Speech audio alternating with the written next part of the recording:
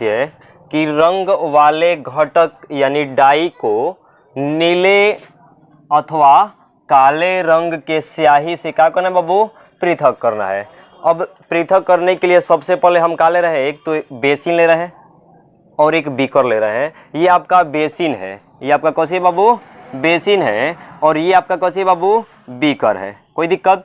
अब इस बीकर में हम क्या कर रहे हैं, पानी रख रहे हैं, और पानी कितना रखेंगे बाबू, तो आधा रखेंगे। कोई दिक्कत? अब पानी रख रहे हैं और पानी रख के फिर इसके ऊपर हम एक बेसिन को रख दे रहे हैं, बेसिन, और बेसिन में क्या कर दे रहे हैं बाबू, स्याही रख दे रहे हैं। और ये जो है आपका डायग्राम में दिख रहा है, ये है आपका तार का बना हुआ जाली। कोई दिक्कत? अब इसको क्या कर रहे हैं बाबू, इस बीकर को इस तार के जाली पे रख दे रहे हैं। अब जैसे बाबू रख रहे हैं, और ये जो है तार के जाली किस पे रखा हुआ है बाबू, तो त्रिपाद बैठकी। इसका नाम कैसे बाबू, तो त्रिपाद बैठकी। कोई दिक्कत? अब इस त्रिपाद बैठकी पे बाबू हम इसको बीकर को रख दे रहे हैं, और ये जो आपको दिख रहा है ये है बाबू आपका स्टोव, और इसमें ये जो आपको दिख रहा है कौन सी बाबू, बर्नर है। अब जैसे बाबू आग यहाँ से जल रहा है तो धीरे धीरे क्या होगा बाबू, बीकर गर्म होगा ना, और बीकर गर्म होगा तो उस समय होगा कौन सी कि ये जो पानी है यानी जल है, ये भाप बन के क्या होने लगेगा, ऊपर उठने लगेगा। होगा कि नहीं होगा? अब जैसे जैसे ऊपर उठेगा तो धीरे धीरे क्या होगा बाबू कि ये जो बेसिन है, ये बेसिन क्या होने लगेगा, गर्म होने लगेगा। समझे? और जैसे जैसे गर्म होगा तो इनमें के जो स्याही है, इस स्याही भी अंदर के क्या होने लगेगा बाबू, गर्म होगा। अब जब गर्म होगा तो इनमें जो आपका जल है, वो जल का होने लगेगा बाबू, वाष्प बन जाएगा। क्या बनेगा, वाष्प। यानी आपको पूरा इस डायग्राम के माध्यम से समझना चाहिए कि बेसिन में जब हम जल ले रहे हैं, अलग आपको कैसे करना है, तो नीले और काले रंग को बाबू क्या कर देना है, पृथक करना है।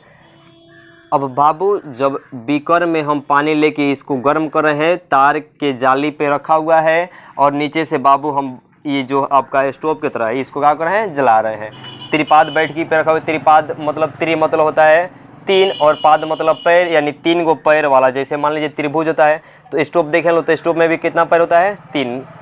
अब जैसे बाबू इसको हम गर्म कर रहे हैं तो बीकर गर्म होगा तो इनमें का पानी भी गर्म होगा, और पानी गर्म होगा तो ये बेसिन भी गर्म होगा, और बेसिन गर्म होगा तो इनमें जो स्याही है धीरे धीरे क्या होने लगेगा, गर्म होने लगेगा। और गर्म होने के लिए क्या होगा बाबू, तो इनमें से जो पानी है वो भाप बन के कहाँ होने लगेगा, ऊपर होने लगा। तो इस क्रिया के तत्पश्चात आपको मिलता कुछ है कि ये जो बेसिन, ये जो आपका बाबू बेसिन है और बीकर है, तो बाबू देखिएगा जैसे बीकर गर्म हुआ तो में पानी गर्म हुआ तो भाप बना, और भाप बन गया तो इनमें से जितना बाबू पानी था यानी जल था सबका हो गया, खत्म हो गया।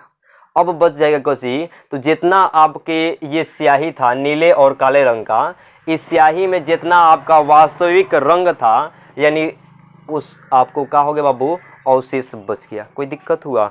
जैसे सीधे सीधे जानिए कि जब बाबू जल और चीनी दोनों को आपस में मिला देंगे, दोनों को आपस में क्या कर दिए, मिला दिए। अब क्या करेंगे बाबू, इस चीनी को निकालना होगा तो कैसे निकालेंगे, कोई पात्र में रखेंगे और उसको क्या करेंगे बाबू, गर्म करेंगे, तो जितना आपका जल होगा सब वाष्प बन के क्या हो जाएगा, ऊपर उठ जाएगा। जितना पेंदी में यानी जितना उस पात्र में बच जाएगा सब कुछ होगा, आपका चीनी होगा। तो उसी तरह जैसे पानी के सहायता से हम गर्म किए तो स्याही में से जितना बाबू पानी था यानी जल था सब का हो गया, निकल गया, और बाकी जो बच गया उसका नाम कौन सी है बाबू, रंजक। अब रंजक था कौन सी में, तो स्याही में जो उपस्थित है वो आपका कौन सी है बाबू, रंजक है। और आप जानते हैं ये बाबू आपका बीकर है, ये पात्र, और एक अंदर जो था ये कौन सी बाबू आपका जल है, और ये है बाबू तार की जाली, और ये है त्रिपाद बैठकी। कोई दिक्कत? लिखिए तो परिभाषा, एक बीकर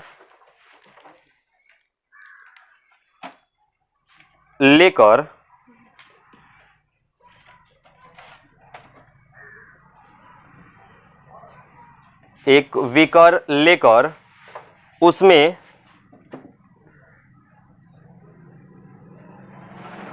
आधा जल से भर दें।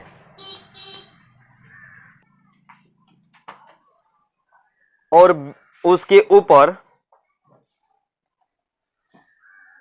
चीनी मिट्टी के बेसिन रख दें।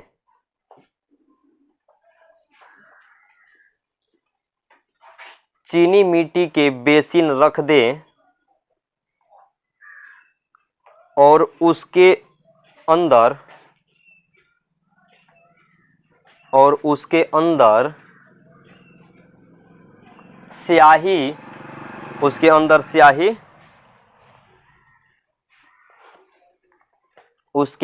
स्याही डाल दें।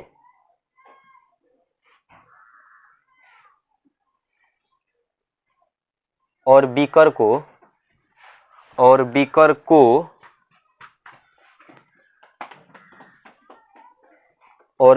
को त्रिपाद बैठकी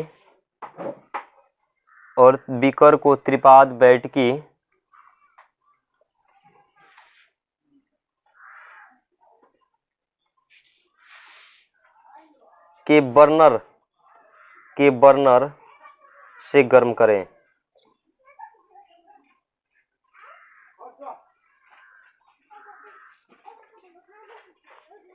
से गर्म करें।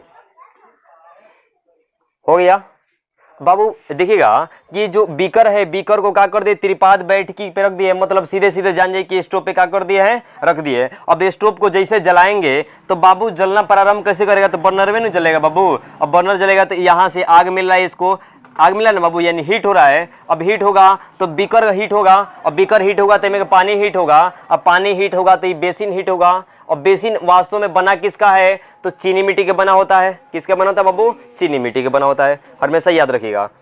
तो लिखिए आगे,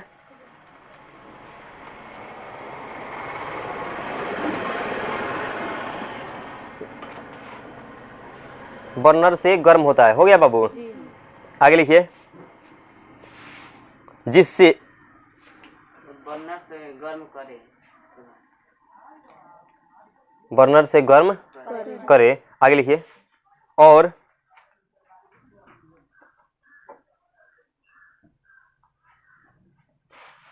इससे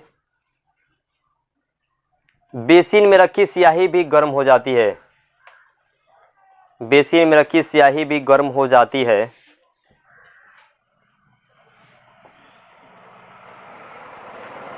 बेसिन में रखी स्याही भी गर्म हो जाती है। हो गया। और स्याही में उपस्थित जल धीरे धीरे वाष्पित होने लगता है। धीरे धीरे वाष्पित होने लगता है।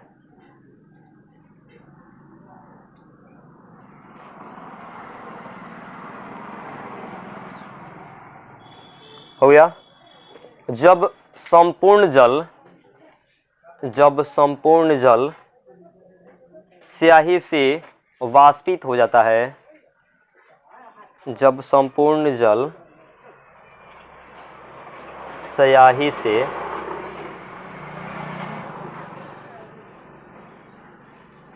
स्याही से वाष्पित हो जाता है, तब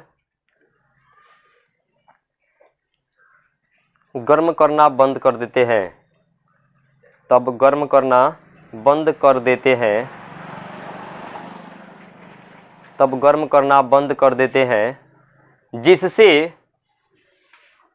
जिससे बोर्ड पे देख लीजिएगा, ये आपका जो बेसिन है ना बाबू, और ये आपका कौन सी है, बीकर है। तो ये बेसिन के अंदर जो आपको दिख रहा है, ये जब स्याही में से जितना जल था वाष्प बन के वाष्पित हो गया, मतलब उड़ गया। अब उड़ के कहाँ जाएगा, बादल बन गया या कुछ भी कहीं पे चला गया। आप देखिएगा बाबू कि जैसे आपका बेसिन आपका है, तो बेसिन से जैसे बाबू स्याही में से वाष्प निकल गया, वाष्पित हो गया, तो जो अंदर ये बचा हुआ है, ये आपको कौन कहलाएगा बाबू? रंजक। अब रंजक किस चीज का है? तो जो स्याही के अंदर उपस्थित था। लिख लीजिए तो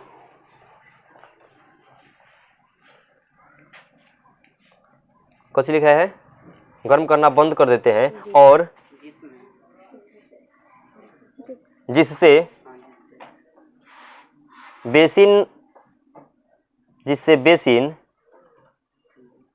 में ठोस रंगीन पदार्थ का अवशेष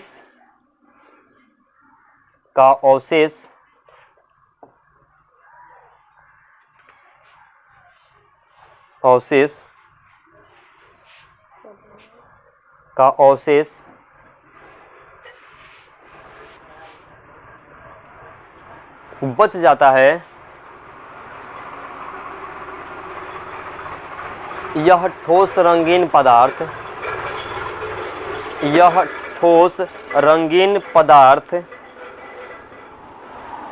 रंजक कहलाता है।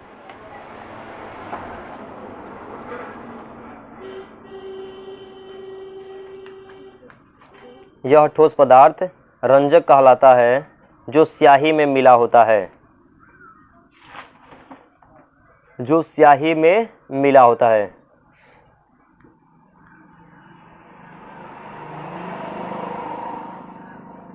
जो स्याही में मिला होता है।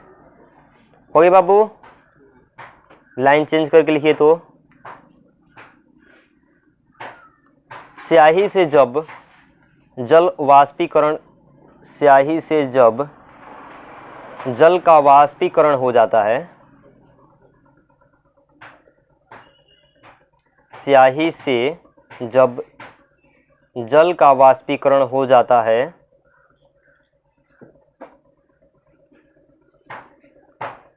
तब बेसिन में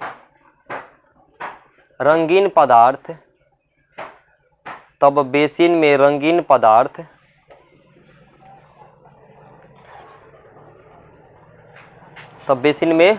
पदार्थ कोष्ठ में लिख लीजिए रंजक बच जाता है। नहीं, बंद कर दीजिए, रंजक के बाद बच जाता है।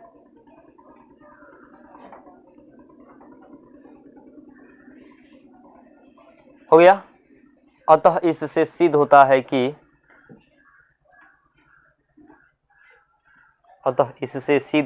कि अब थोड़ा बोर्ड पे बात को समझ लीजिए, उसके बाद लिख लीजिएगा। बाबू, इससे सिद्ध क्या होता है कि जो स्याही है, ये स्याही के अंदर दो चीज मिला हुआ है, एक जल और दूसरा का कौन बाबू? रंजक। तो आप क्या कह सकते हो कि जो स्याही है शुद्ध है या अशुद्ध? क्योंकि मिलावट है, इसमें दो पदार्थ अलग अलग मिल रहा है, तो ये कैसी हो गया बाबू? अशुद्ध। कोई दिक्कत? तो लिख लीजिए, इससे सिद्ध होता है कि स्याही शुद्ध पदार्थ नहीं है। इससे सिद्ध होता है कि स्याही शुद्ध पदार्थ नहीं है। हो गया? अब हमको ये समझा दीजिए कृष्ण बाबू कि ये जो स्याही है, ये स्याही शुद्ध पदार्थ नहीं है। हो गया? जब शुद्ध पदार्थ नहीं है तो यहाँ पे है जल और रंजक, तो आपका जल कच्चे हो गया विलेय या विलायक? विलायक हो गया। और ये रंजक कच्चे हो गया विलेय हो गया। कोई दिक्कत? लिख ले, जिसमें जल विलायक और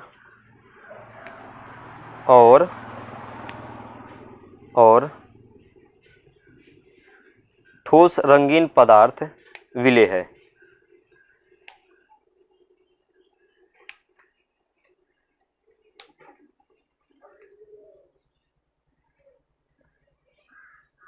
हो गया? लाइन चेंज करके लिख लीजिए, इस पदार्थ को वाष्पीकरण विधि द्वारा अलग किया जा सकता है। इस पदार्थ को वाष्पीकरण विधि द्वारा अलग किया जा सकता है।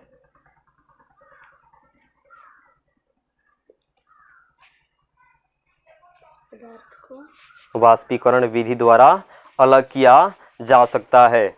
बाबू, यहाँ पे तो आपको समझ में आना चाहिए, देखिए थोड़ा ध्यान से, कि ये आपका स्टोव है, स्टोव पे जब बीकर रख के हम इसको इस अंदर के पानी को हीट करें, जैसे मान लीजिए स्टोव को जलाएंगे तो बीकर गर्म होगा, बीकर गर्म होगा तो पानी गर्म होगा, और जब पानी गर्म होगा तो पानी में से ऑटोमेटिक सीधे सीधे आप अपना भाषा में जानिए कि घर में जिस समय आपके घर में कुकर नहीं होता था उस समय अगर मान लीजिए माँ दाल बनाती थी, क्या करती थी बाबू कि जैसे दाल रख देती थी तो वो जो दाल के ऊपर जो बाबू ढकना रखा जाता है उसके ऊपर पानी रखते थे लो ना बाबू।